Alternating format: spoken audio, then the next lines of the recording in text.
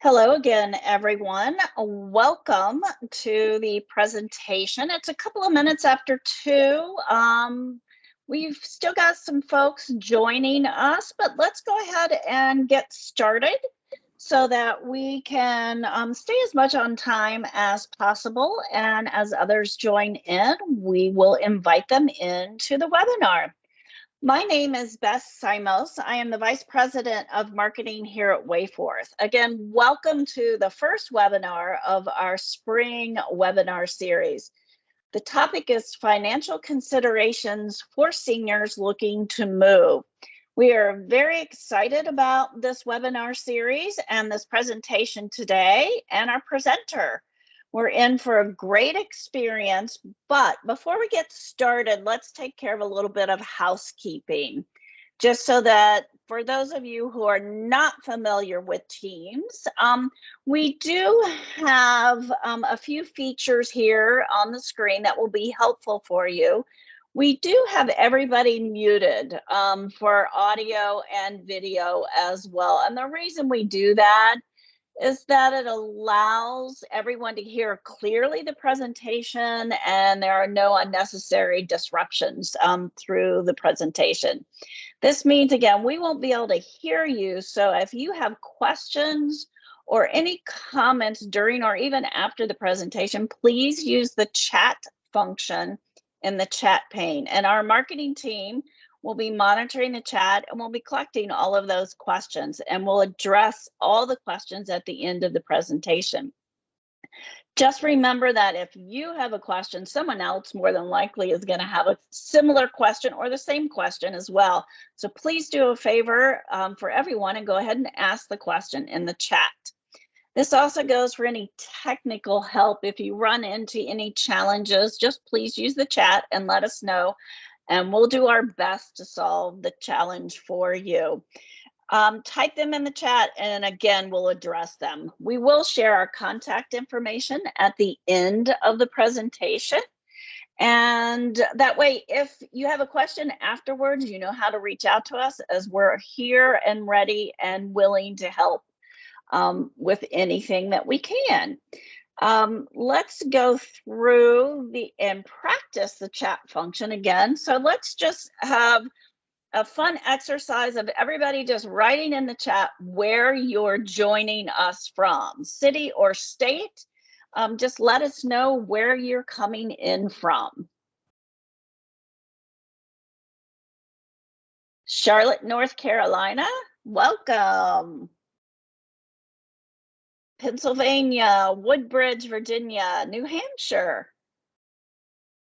Southeast Minnesota, Maryland, New Jersey. I think that was Michigan, actually. Was it Michigan? Oh, yeah, it is. Ida, Michigan, to be exact. Long Island. Long Island. Yep, welcome. Thank you, everyone. So now that you've used the chat, don't hesitate to use it throughout the presentation. We want to hear from you. We want to answer your questions. We want to hear your thoughts and comments. So let's jump right in, move forward. Just a quick background information on WayForth and who we are and what we do. We are an AARP member benefit provider for all home transition solutions. We are A+ accredited and COVID certified through the National Association of Senior and Specialty Move Managers and WaySafe checked. We provide services, which was great to see everyone up and down the East Coast from Maine to Florida, but we do have the ability to manage long distance moves across the country. And our leaders within the organization have over 80+ years of market experience. And we really start with our clients and customers that we work with at the very beginning of the decision phase, and then work with everyone from space planning to downsizing, then the packing, unpacking, and settling into your new home. So we offer a complete move solution. And we do offer solutions, as you can see here on the slide, everything from space planes I mentioned to home sale management, content management by offering storage and clearing out of state. So we truly offer that complete move solution for whatever your unique personal project and situation is. We are here to help. And again, as I mentioned, we will provide our contact information in the chat at the end. So any questions, we are happy to answer. So I'm excited today to welcome Craig, our co-founder and CEO of WayForth.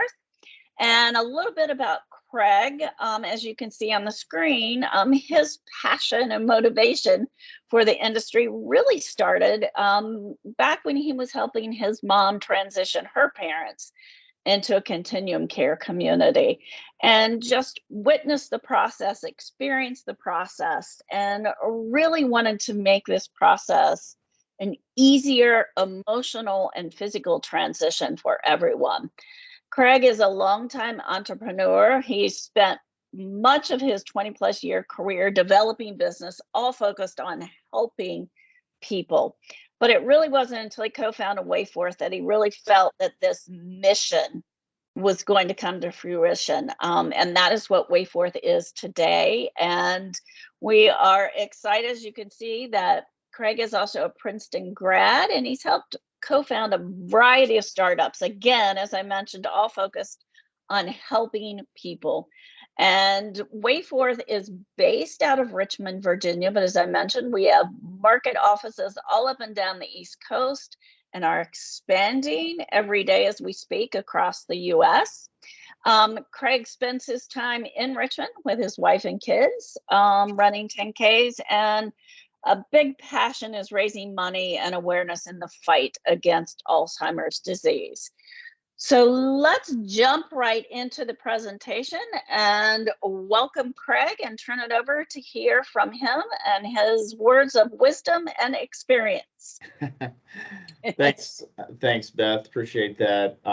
Thanks everyone who's been able to join today. I appreciate your time and attention. I hope we can share a few things that might be helpful as you or your family members are making potential plans to move into some form of senior living or do some form of downsizing. We appreciate you being willing to come spend a bit of time with us, and we hope we can share a little bit of our experience. As Beth said, I helped my mother transition, in the end, actually 3 of my 4 grandparents, in addition to her parents. And then also my passion for Alzheimer's and helping with the association really comes from the fact that I also had to then work with her to help figure out what kind of care plan we were going to put together for my father, who was actually diagnosed with Alzheimer's. And so, yeah, all these things have hit very close to home, literally, for me. And so it was a lot of excitement with building WayForth and really trying to build something that would hopefully, help a lot of people in these similar journeys. And I think it's the journey itself, which is what really is the most interesting part. I mean, all life is a journey, right? So we're all at different stages, but every time you come to a transition point, there's a series of decisions that we have to make. And so, obviously, like I said, I worked with my own family going through these decisions and a lot of the factors that go into it. But, we've been very fortunate and blessed to have the opportunity at WayForth to work with now, gosh, going on tens of thousands of families and individuals making these types of transitions. So, I'd like to think that in those thousands of experiences, working with folks and seeing where people are, we might have picked up a few things that we can share that would be helpful. And so that's really our goal today, is to share some of those things, maybe get you thinking about things in some new ways, maybe ask some questions that you hadn't thought of, and spur some thought that helps you come to the optimal place for you. So with that, let's get into it. I think the first thing we see, we did when we first started the business, WayForth, about a little over 6.5 years ago now. One of the first things we did was we commissioned a study that went out and really actually asked caregivers So, family members that were taking care of someone who was in need of some type of care at various levels. I think we surveyed, I think it was 1,000 caregivers, and family members in most cases, caregivers who were family members of someone who is in need of increasing levels of care. And one of the big things that we uncovered in that is the lack of awareness of family members of the total kind of financial picture that their family member was in. And so we've had, I'll just share with you guys a few things we've found. We've had clients who, the children didn't know that the parent had taken a reverse mortgage on their home until we went in to help, prepare the home for sale and so forth, or in some cases, perhaps there was an estate situation. So that's a pretty big piece of information. Second mortgages that people didn't know about, savings that people had to find, insurance policies that people were not aware of. And then, those types of things can come into play, whether you're talking about funding care, whether you're talking about preparing to fund care, whether you're talking about ways to pay for care in different combinations. All those things have different opportunities associated with them. But if your family members are not aware of that, and particularly the family members who you're counting on to really partner with you and work with you through the process, it's really critical that they are fully aware of all of the components of your financial picture. So, again, I gave a couple specific examples of blind spots that were out there, but what we found was, approximately 60% of the kind of caregiving family members did not feel they had a clear picture of their loved one's financial picture, a clear picture of their financial situation. And so, that's just one thing I would just really encourage everyone to start with, because this is, moving into any type of downsizing situation, moving into any senior living community, whatever type it is, and we'll talk about that in a minute. It's a huge financial commitment, right? And it's a huge investment, potentially up front, again, depending on the type of community, but also a pretty substantial long-term financial commitment. And so really making sure that your loved ones understand that. So again, especially the ones who are going to be most engaged with you in this process, making sure that they have a really clear understanding of where you are is really important. And that can be, again, everything from, what's the debt picture on your existing home? What's the situation around all your various types of insurance? Do you have long-term care insurance? What type of life insurance do you have? Those are all factors that need to be taken into account, because, again, they could be sources of funding. They could also be potential liabilities, depending on what it is. Really important to lay everything out, and probably even things that you might not think are important, or you might have even thought that your loved one knew about, that perhaps they don't. And so, again, whether it be on the liability side, credit card debt, car payments, whatever they may be, mortgages, reverse mortgages, second mortgages, again, insurance policies, lay all those things out really clearly. Make sure the people who you care most about and care most about you and you're most engaged with in terms of building your long-term plan, make sure those family members really know what that looks like and are engaged with you in that discussion, because it can certainly be a pretty substantial, even generational wealth impact in terms of what you want to do in the downsizing process, and with respect to what decisions you want to make around your long-term care strategy, as well as your living situation. So again, that open dialogue, not suggesting, to be clear, not suggesting that you necessarily should be having this conversation with everyone in your family. That's up to you to decide who that is, who's in that circle and sort of needs to know and will be most involved and engaged in the process. So that's the other thing I would say is, to be clear, I'm not suggesting that everyone in your family should be intimately aware of all of your financial situation, but certainly those who are going to be most engaged with you in making these decisions and who you might find yourself, most dependent on potentially down the road in one way or another. Those folks should definitely be well aware of whatever situation you may have in your kind of total portfolio. When I say total portfolio, I don't just mean your investment portfolio, but your total sort of financial portfolio and picture. So actually, I think oh, there we go. I think we skipped Reese. Can you go back? There you go. Yeah. So, so the first thing, is interesting. I recently, as Beth was introducing me, I have two kids, one of whom is college age. So she's graduated from high school this year. And, I was really struck in the process. There's a lot of similarities, having worked with a lot of people going through this process as a part of WayForth. And then, of course, again, working with my mother and grandparents and father and so forth. And thinking about care strategies, and living strategies as well. Really, it's not just about care, it's about living and making the most of your life. It's a lot like college, a lot like picking a college, picking where you might want to go, what senior living community you might want to move into. I found that, it was interesting to see my daughter's reaction to different campuses, the architecture, the amenities, the coursework, and so forth.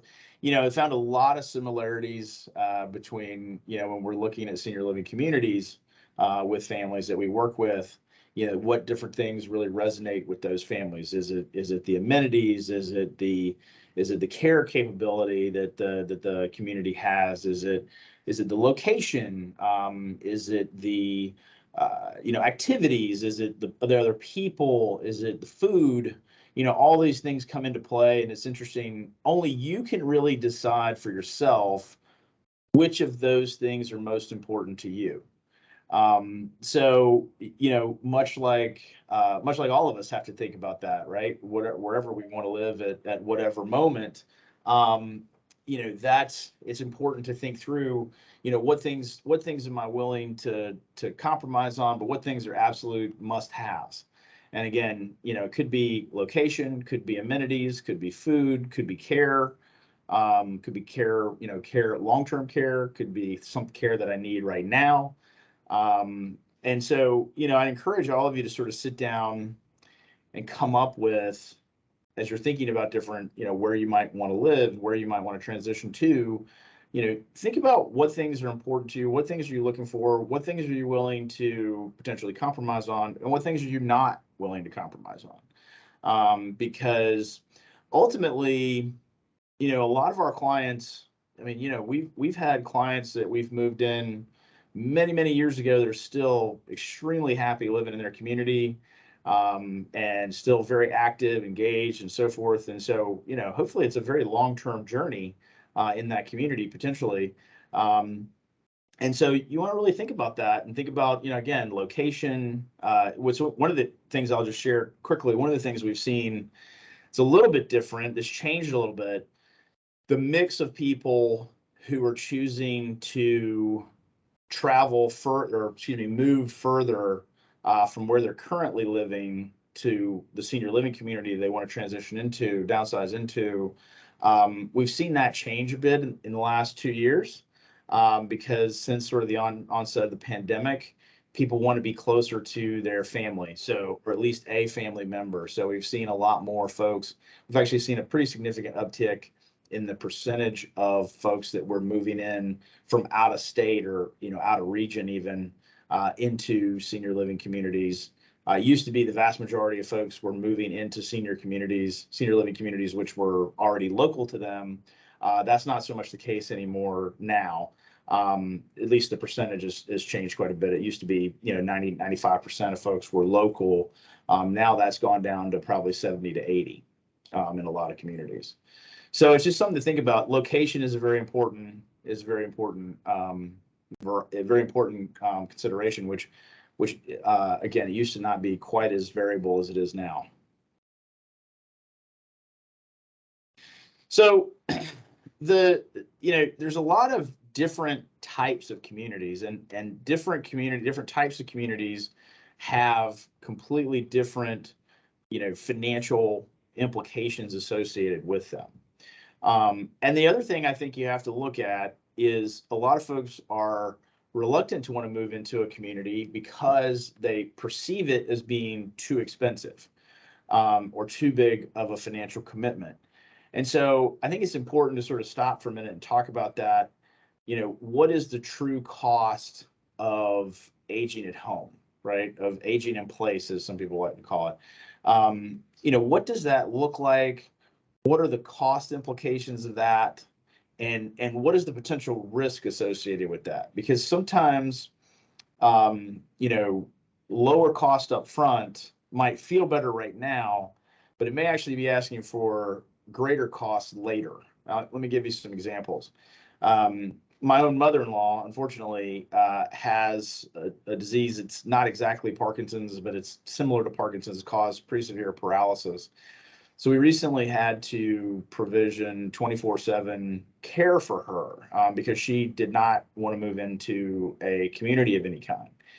So while not moving into a community, when it was first kind of noticed that she may be developing this disease, and that transition would have been easier and less costly, that decision has actually cost our family quite a bit more money later, because now she has to have in-home care 24/7 at a pretty high level. And so that's a very, very expensive proposition on a monthly basis. And there doesn't look like there's going to be any mitigation to that anytime soon.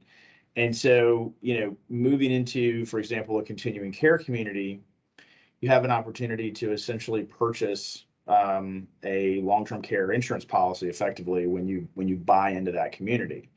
And so that upfront cost, as well as that monthly cost, really helps mitigate your long-term care cost need quite a bit. Really manages that risk for you quite a bit. Similarly to somewhere in between, would be moving into more of a rental type community that does not have the upfront costs that an entry fee community or continuing care retirement community with, say, a life care type contract associated with it.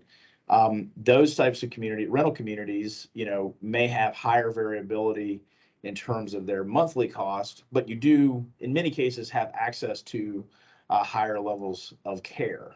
But it's very important to look at that as you're picking your location and type of community, thinking through what type of care you may need over the next 2, 5, 10, 15 years. Could potentially be a pretty substantial difference in terms of the total kind of true cost and risk you might be taking on. So I would encourage all of you to have a clear-eyed view of that, because we do see folks sometimes, I would say, make decisions based on, again, kind of trying to optimize for cost today, but not necessarily thinking through what the potential cost and risk and so forth down the road might be. And that's not even taking into account, the risk of maybe not having the right care at the right time, which is really important. So I think this really, next slide kind of gets to that. Each of the different choices, again, each of these different scenarios can have pretty substantially different cost structures over time. And again, while aging at home might be the most cost-effective thing to do right now, a year from now or 2 years from now or 5 years from now, that may not be the case. And so thinking through that, really understanding what all of those puts and takes are for you, is something that's really important. The other thing I think is important, in terms of considering all the cost, one of the things that we also see is a lot of times folks don't necessarily take into account the full cost of living on their own or living outside of a community. And what I mean by that is the cost of, even things like entertainment, the cost of going out to dinner, the cost of groceries, the cost, higher cost of transportation, especially where fuel costs are these days. A lot of those things are borne by the community once you become a part of the community. And some of the risk and costs associated with those things are really just included in your monthly fees. And so, you can't necessarily compare. I've seen, some families look at they compare the rental or their mortgage payment, for example, in their current home to what the monthly might be at a community, and those are very different numbers, right? So there's a lot more included in terms of, again, food, amenities, entertainment, transportation, even in many cases, and so forth. Those things really add up, especially these days in this inflationary environment that we're in right now. And I think, my view is we'll probably be in this inflationary environment for a while. And so, I would just encourage everyone to think about that. Those monthly costs can be pretty substantial, but again, they can cover a lot of things that you're currently paying for out of pocket. And so make sure when you're looking at, what's my monthly cost today versus what would my monthly cost be living in a community, make sure you're taking into account really everything that's included versus not. Because a lot of communities will, again, they include all the food, they include certain levels of even transportation, a lot of amenities, a lot of entertainment. Those things can add up quite a bit. And that's not even taking into account the risk that you're mitigating in terms of, emergency need for care, being at the right place at the right time, being safe. I'll just share one of the things we saw even during some of the most challenging moments over the last couple of years with the pandemic.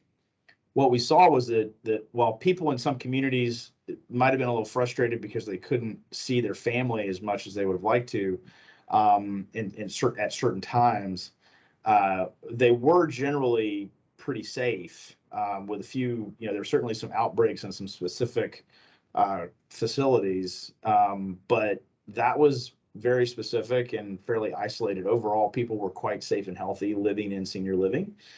They had access to healthcare. They had access to, the medications they needed. They had access to testing. They were some of the very first people to get vaccinated when the vaccines became available. And so, living in these communities a lot of times has a lot of benefits and risk mitigation associated with it. So I would just really encourage everyone to really, again, add all that up and remember that, risk is cost, even if it doesn't have a current cash cost to it. Risk does at some point equal some cost. And so, I definitely would encourage everyone to think about that full picture when you compare, the different scenarios. And generally, I think, for the most part, you're going to end up shaking it out to, do I want to stay at home and take on the risk of funding out of pocket, potentially a lot more care at some point and support over time? Or do I want to go to a rental community, in which case, I may have to move more. I may have to move into another community with a higher level of care at some point, or I may have to bring care into that community. Things may change over time, or, in the case of, say, continuing care retirement community, generally speaking, you have a lifetime contract where they will provide whatever level of care you need until you no longer need that. So so those are generally the three paths that folks are choosing from. But again, do your best as you're kind of doing your math and looking at all the picture. Look at really what I would call kind of a fully loaded and really apples to apples analysis of, what the costs and benefits are of each of those scenarios for you. And then again, I think back to the opening statements, you definitely want to start with the dialogue with your family members and really get that full picture, because there might be ways to pay for this that you haven't really thought about. And again, there's plenty of I'm sure all of you have access to great financial minds. They might be your financial advisor, they might be your CPA or tax advisor, they might be a trusted family member, whatever the case may be. Maybe it's somebody who's a little bit of both, but talk to them and really get them to help you come up with a full picture of what these different choices might look like. And certainly, maybe in some cases you already know that, taking a step further, maybe hey, I definitely want to go into a continuing care retirement community. And obviously, if you've already made that decision, then there's still quite a bit of analysis that needs to go into which one do I go to and what type of unit am I going to go into. And again, each of those can have very different implications in accordance with, what the cost structures might look like.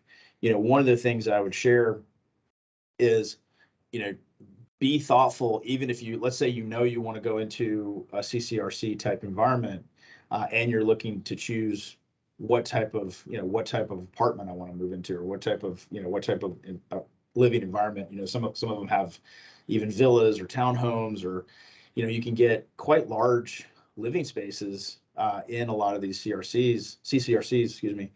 And so, I definitely would encourage you, even in that, to think through what do I really need and want. I mean, obviously, it's very important to be happy and comfortable, but also, you also want to be putting yourself in a position to be the most sustainable economically. And most of the time, the communities are very responsible in terms of how they will work with you on that. There will be, I don't know how far many of you are in this journey, but if you've spoken with them, there's probably been already some conversation around, affordability and what's the best, what matches up best with my financial picture. The CCRCs typically are pretty sophisticated in working that through with families. So certainly they can also be a great resource themselves. But at the end of the day, you want to have someone who's your advocate, who's on your side, who's thinking about these things. And that could be a family member, and it can also be, even if you have a family member who's highly engaged and competent and helpful in that, at least some level of engagement with some type of financial professional, be it a financial advisor, CPA, accountant, whatever it may be. Those folks can add a lot of value to this process as well, and help you think through. Sometimes there's some sophisticated things you can do with different insurance arrangements. Maybe where you have some insurance that you can think about, leveraging in a different way, or monetizing in a different way.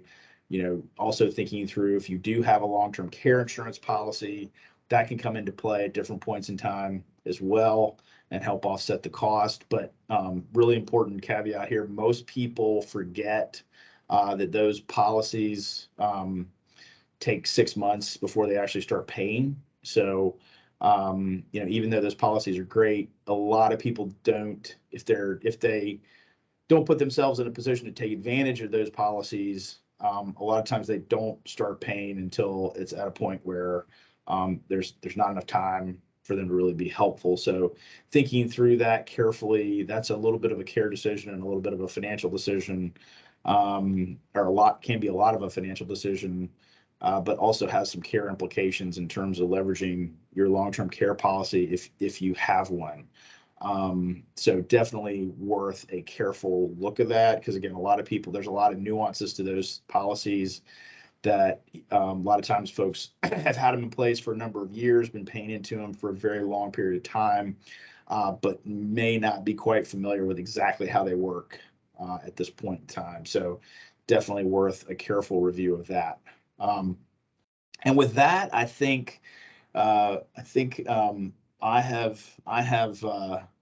yabbered on enough, and I think we've got a good chunk of time here for any questions. So certainly, would love to hear or see in the chat if anyone has any questions. We'd be more than happy to answer those, or certainly provide any resources we can if that's helpful. Does anyone have any questions?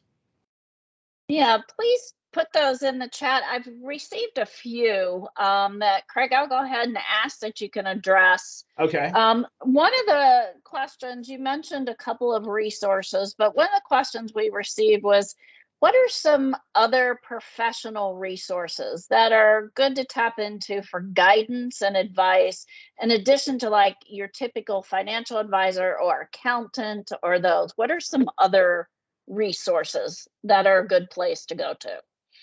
Well, certainly AARP, just in general, I mean, we obviously work with AARP. They're a tremendous organization. I'm sure all of you are at least somewhat familiar with AARP. They do, if you go on their website, they have a tremendous wealth of information about all things related to aging and downsizing and thinking through care and so forth. And so that's something that's a great resource. Another great resource, and again, it's a group that we work with, but I would I sincerely recommend them. In particular, if there's any potential concern with respect to dementia or Alzheimer's, the Alzheimer's Association, and there should be a local chapter where any and all of you live. The local chapter will actually give you free advice, including even thinking about care options, what those might cost, helping you think through that. So if anyone is concerned about that or has someone in their family that could be potentially impacted by that, that's a great place to go. And again, you get really expert advice, and it's free. It's all free. Same thing with the ARP. Obviously, it's all free. And so those are just tremendous wealths of information. And so so I would really encourage those two. Certainly, there's also a lot of local area commissions on aging. Depending on your location, is probably worth a little Google search. They will typically have the area associations on aging or area commissions on aging. They have slightly different names depending on what state you're in and what location you're in, but those are also tremendous sources of information. The other one I would say is there's another kind of niche industry that has some really great people in it. It's care managers, so professional care managers. Typically, they're nurse practitioners, oftentimes social workers and/or nurse practitioners who will, for an hourly fee, sit down and help you put together a total kind of life care plan for yourself or for a loved one. They're typically very affordable in terms of, they might charge as little as $100, $150 an hour, which when you think about, what they're helping you with, that's, I think, a pretty good value. There's a number of folks, again, that's worth a Google search local to you. There, certainly will be some professional care management organizations probably, near you, people you can tap into and sit down with them. So they'll come at it. Typically, they're sophisticated enough to help with some of the financial implications, but certainly have a really good feel for the cost of care as well. I don't know, Beth, you've been in this industry a long time too. Yeah. Anybody?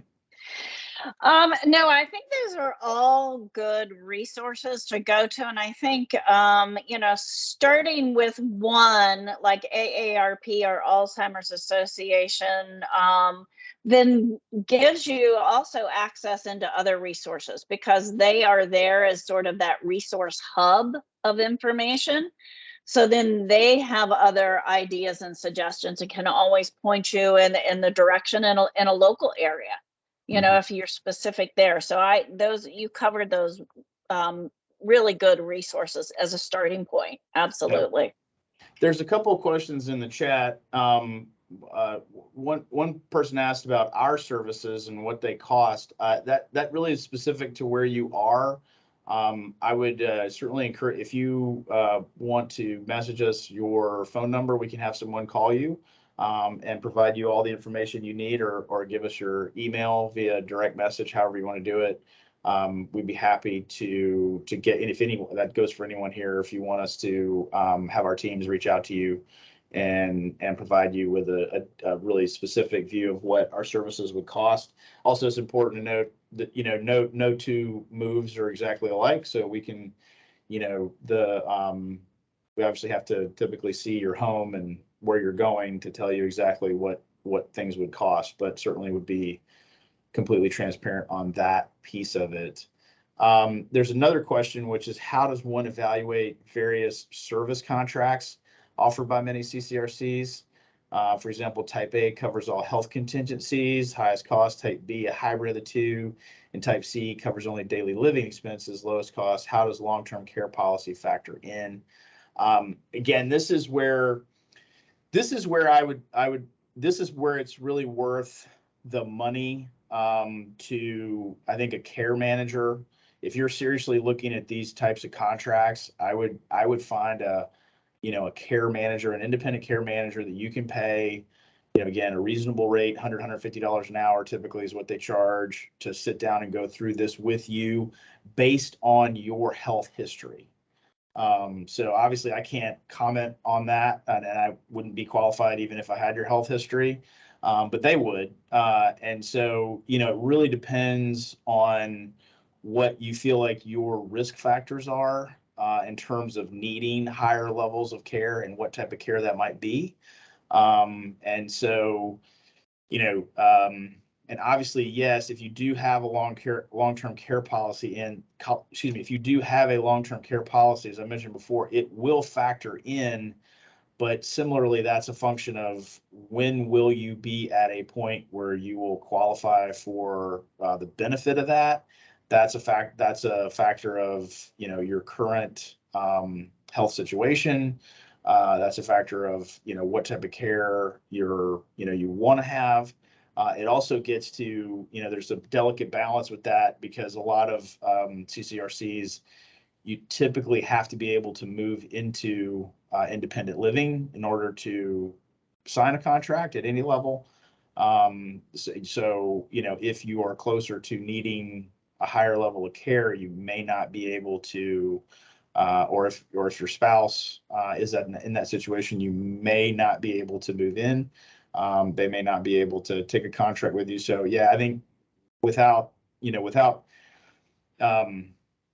getting into too many details that I don't have, I would strongly encourage you to sit down with an independent care manager and make an assessment of that based on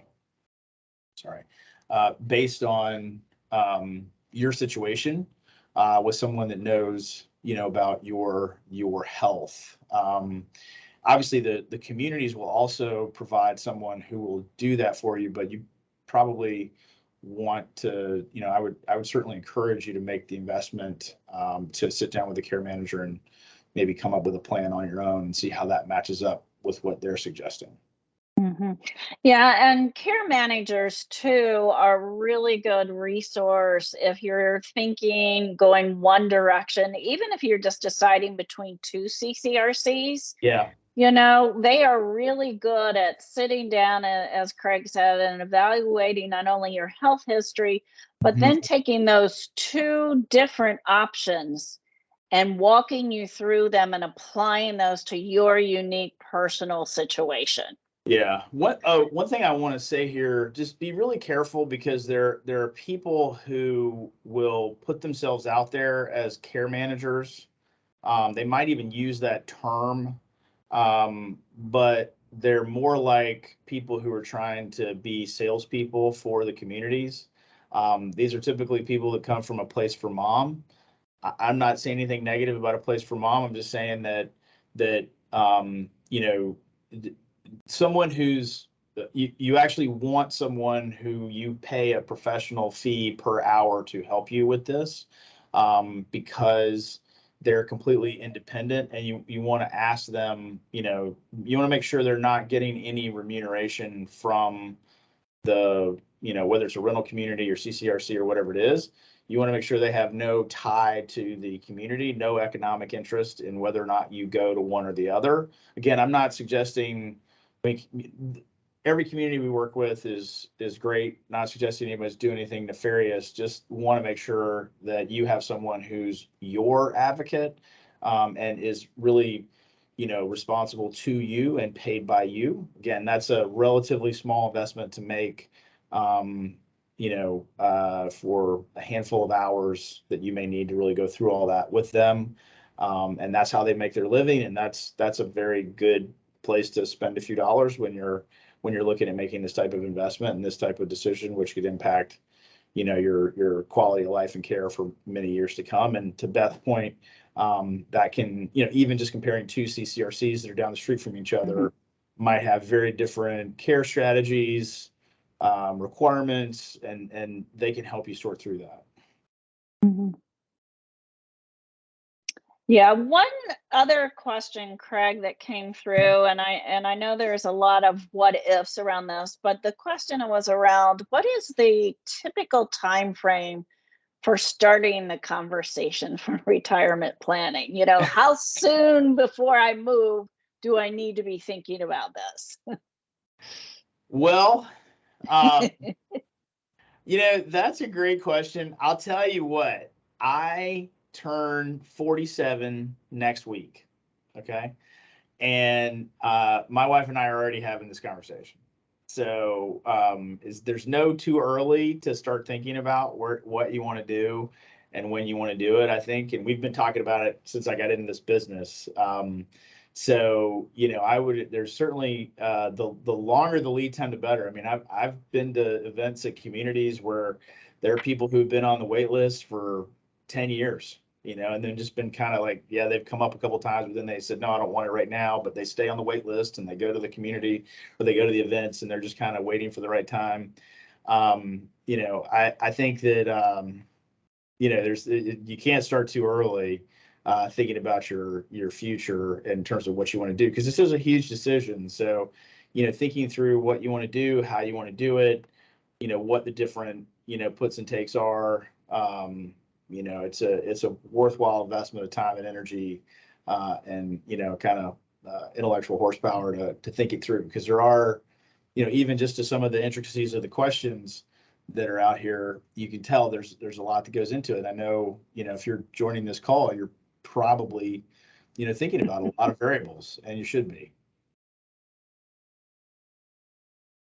Great. I think unless anybody else has an additional question they want to drop into the chat real quick, we've answered the ones that we're aware of. As I said earlier, do not hesitate to reach out to us at any time.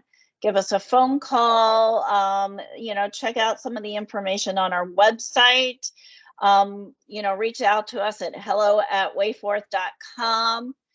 We're here to help provide some guidance, connect you with resources, just to help make this process as efficient, but also as easy and comfortable as possible. That's what we're here for. Yep. Also, just to quickly mention, we do have what we call an electronic goodie bag. That's a lot of information to download off our website. You'll receive an email, everyone that attended, right after this afternoon, that you can download that information. So that'll also give you some good touch points and things to consider as well. And also just a quick reminder that we do have 2 more webinars in this series of How You Move Matters. On May 17th, the emotionality of moving. And then on May 31st, the physical realities of a move. So if you haven't registered for those already, please check out our website and register for those, as those will be fantastic presentations as well, with a lot of good information all surrounding about making this decision and just things to think about. So I don't see any other questions in the chat, so I think we've covered everything for today. I want to thank everyone here for joining us, and thanks to Craig for sharing his tips of wisdom and experience with the group here. And as I mentioned, again, don't hesitate to reach out to us with any questions. And thank you again for joining us. We appreciate your investment of your time in learning more about the opportunity for downsizing and retirement living. So we want to thank you. Thanks, everybody. Thanks, everyone. Have a great day.